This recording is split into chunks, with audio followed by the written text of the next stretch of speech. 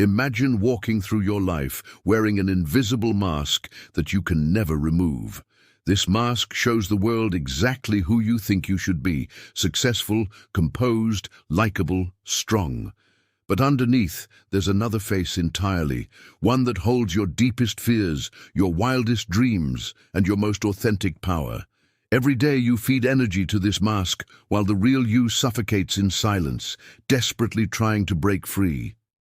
Carl Jung discovered that this invisible mask isn't protecting you. It's the very thing that's stealing your happiness. Why do you feel most alive when you're doing things you're not supposed to do? Why do the people who trigger you most strongly often possess qualities you secretly admire? And why does success feel so empty when you finally achieve what everyone told you would make you happy? Jung uncovered a shocking truth about human psychology that explains why we're our own worst enemies when it comes to joy.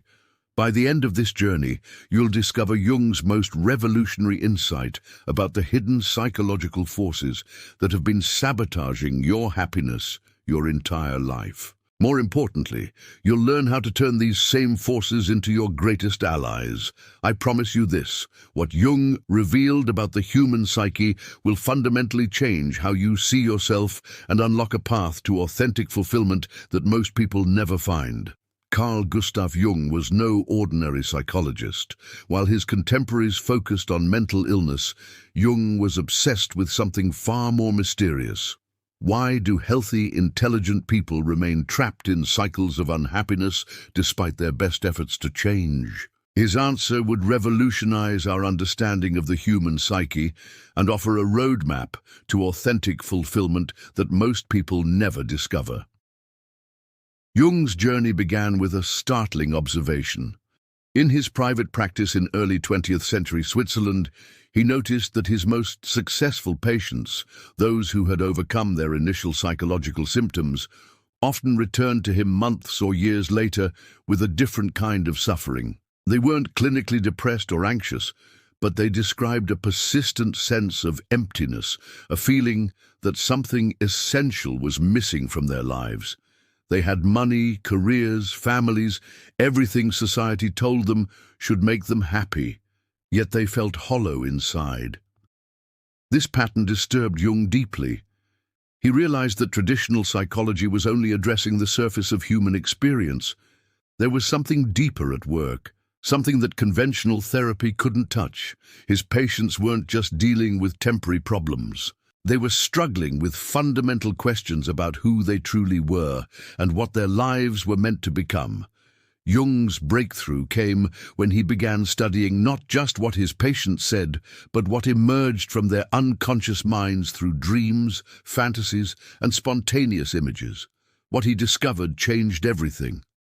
Every human being, Jung realized, carries within them a cast of invisible characters, ancient patterns of behavior, and thinking that he called archetypes. These aren't just abstract concepts, they're living psychological forces that influence every decision we make, often without our knowledge. Think about your own life for a moment. Have you ever noticed how certain situations trigger automatic responses in you? How you might become unexpectedly angry, unusually submissive, or strangely excited in ways that surprise even you? Jung discovered that these reactions aren't random. They're the voices of archetypes speaking through you, ancient patterns that have guided human behavior for millennia. But here's where Jung's insight becomes revolutionary. Most people spend their entire lives unconsciously identified with just one or two of these archetypal patterns, believing that these limited roles represent their complete identity. The successful businessman who can only see himself through the lens of achievement. The nurturing mother who loses herself completely in caring for others. The rebel who defines himself only through opposition to authority.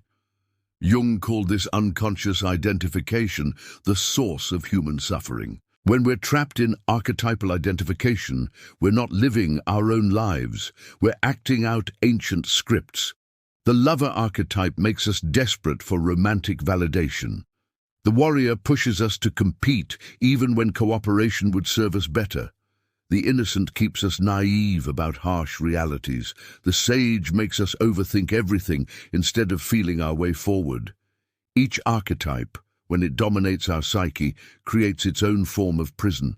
Jung observed that his happiest patients weren't those who had eliminated their problems, but those who had learned to recognize and integrate these archetypal forces within themselves. Instead of being possessed by one archetype, they had developed what Jung called a conscious relationship with their inner multiplicity. They could access the warrior's strength when needed, but also the lover's compassion, the sage's wisdom, and the innocent's wonder. Let me share a story that illustrates this perfectly. Jung once worked with a middle-aged businessman who came to him complaining of chronic dissatisfaction. This man had built a successful company, provided well for his family, and was respected in his community. Yet he felt dead inside, going through the motions of a life that felt increasingly meaningless. Through dream analysis and active imagination techniques, Jung helped this man discover that he had become completely identified with what Jung called the hero archetype.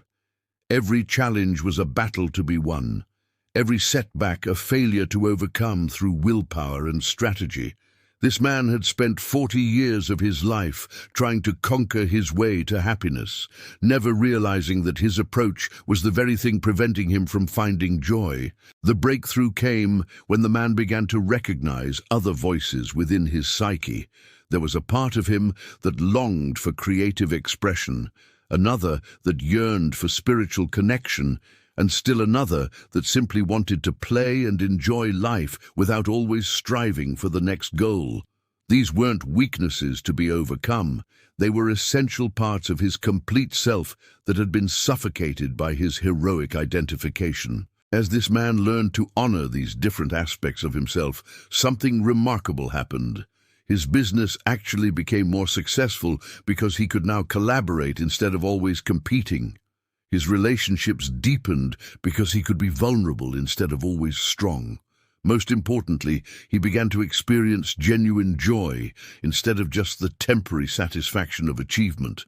This is the heart of Jung's revolutionary understanding. Happiness isn't achieved by perfecting one aspect of ourselves or by eliminating our problems. True fulfillment comes from what Jung called individuation, the process of becoming conscious of and integrating all the different parts of our psyche, including those we've rejected, ignored, or never acknowledged. But Jung discovered something even more profound. The archetypes that we most resist, the ones we find most uncomfortable or threatening, often hold the keys to our deepest fulfillment. He called this rejected material our shadow, and he believed that befriending our shadow was essential to psychological wholeness and genuine happiness. Your shadow isn't your evil side, as many people misunderstand. It's simply the collection of qualities, impulses, and potentials that you've decided are unacceptable or incompatible with your idealized self-image.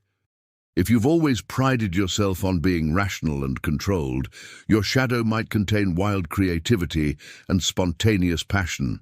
If you see yourself as kind and agreeable, your shadow might hold fierce boundaries and healthy anger.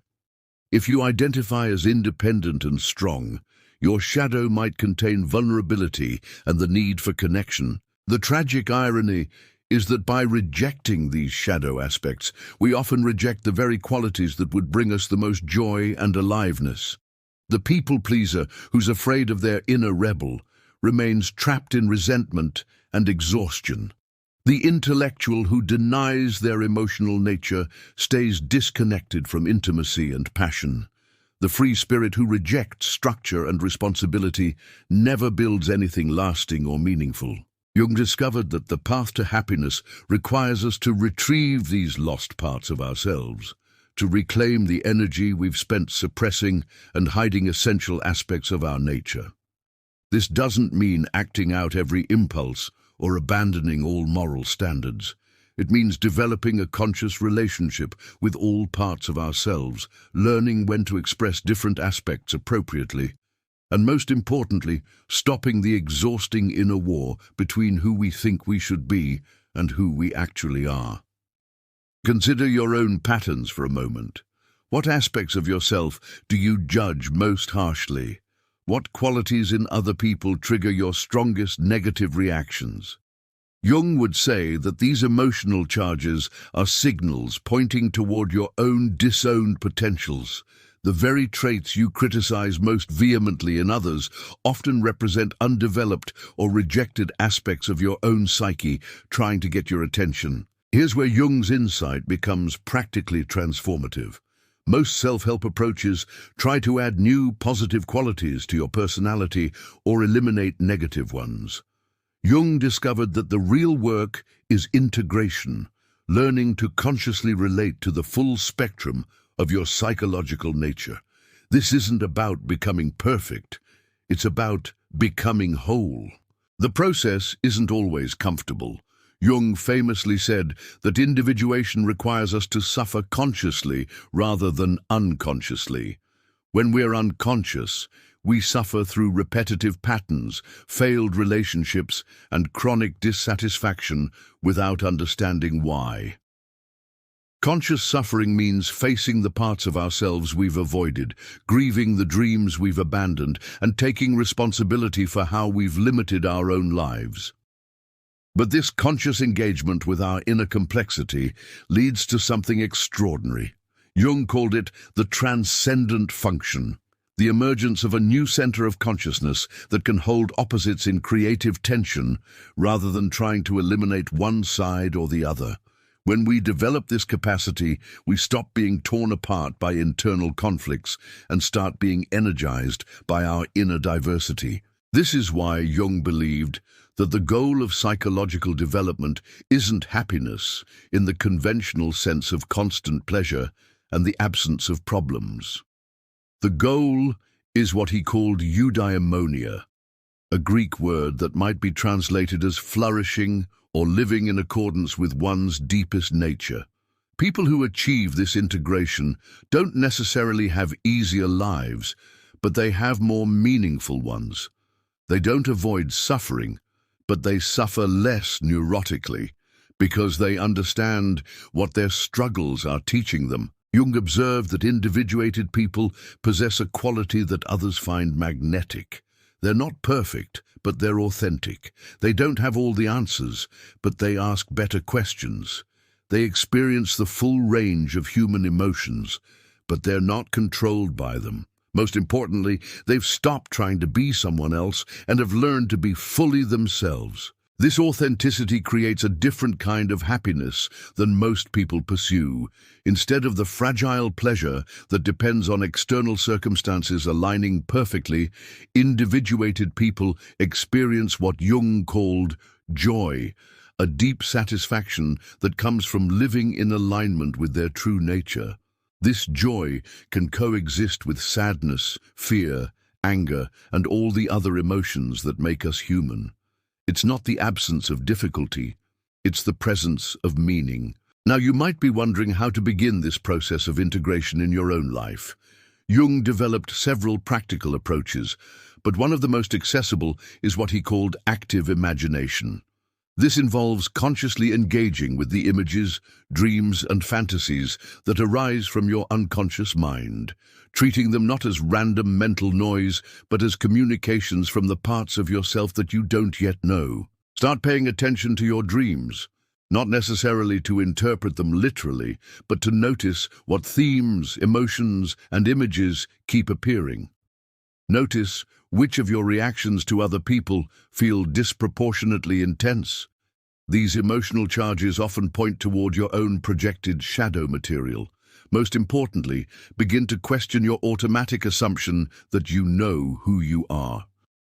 Jung discovered that most people's self-concept represents only a small fraction of their total psychological potential. The process of individuation isn't a destination.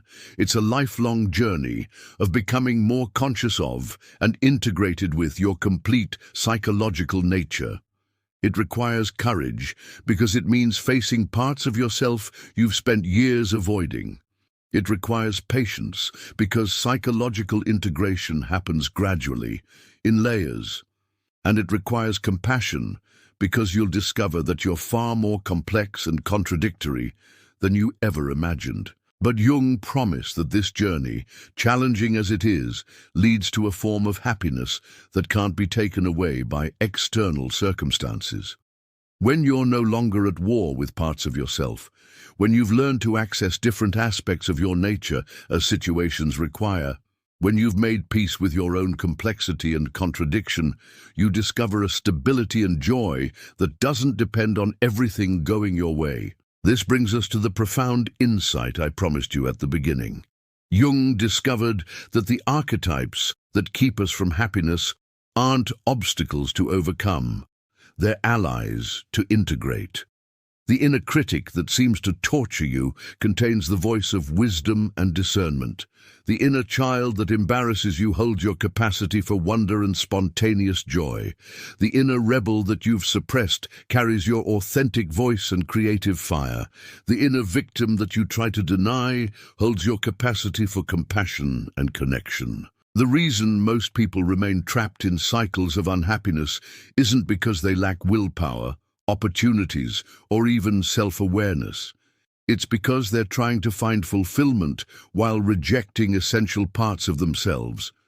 They're attempting to build a meaningful life on the foundation of self-rejection, which Jung recognized as psychologically impossible. True happiness, Jung realized, comes not from becoming someone else, but from becoming more fully who you already are, beneath all your protective personas and adaptive strategies. It comes from retrieving the energy you've spent hiding from yourself and channeling it into authentic expression and creative living. This is Jung's gift to us. The understanding that we don't need to be fixed, improved, or transformed into someone else. We need to be revealed, integrated, and expressed more fully. The happiness you're seeking isn't something you need to earn, achieve, or deserve. It's something you need to uncover by having the courage to meet and embrace all the different aspects of who you are. Your journey toward authentic happiness begins the moment you stop trying to be perfect and start trying to be whole. It begins when you recognize that the parts of yourself you've rejected might hold exactly what you've been searching for. It begins when you understand that individuation isn't about becoming special or superior. It's about becoming real. The mirror Jung asks you to look into reflects not just who you think you are, but who you have the potential to become when all parts of your psyche are working together in conscious harmony. The stranger looking back at you isn't your enemy. They're the guardian of your unlived life, waiting for you to have the courage to meet them with curiosity rather than judgment. This is Carl Jung's most profound gift to humanity, the recognition that our psychological complexity isn't a problem to solve, but a masterpiece to discover. Your happiness doesn't lie in eliminating your contradictions. It lies in learning to dance with them. If this exploration of Jung's insights has resonated with you, I invite you to subscribe to this channel and ring the notification bell. Share this video with someone who might be ready to stop running from themselves and start the journey towards psychological integration. Leave a comment below, sharing which archetype you think has been dominating your life and which shadow qualities you're beginning to recognize in yourself. Next week, we'll dive deeper into Jung's practical techniques for dream analysis and active imagination, exploring how you can begin your own individuation process. We'll examine specific exercises Jung developed for communicating with your unconscious mind and integrating shadow material in healthy ways. This is just the beginning of our journey into the depths of human consciousness and the path to authentic fulfillment. Remember, the goal isn't to have a perfect life, it's to have a real one. And according to Carl Jung, that journey toward authenticity is not only possible, but essential for anyone who wants to experience true happiness in this lifetime. The archetypes within you aren't keeping you from joy, they're waiting to show you the way home to yourself.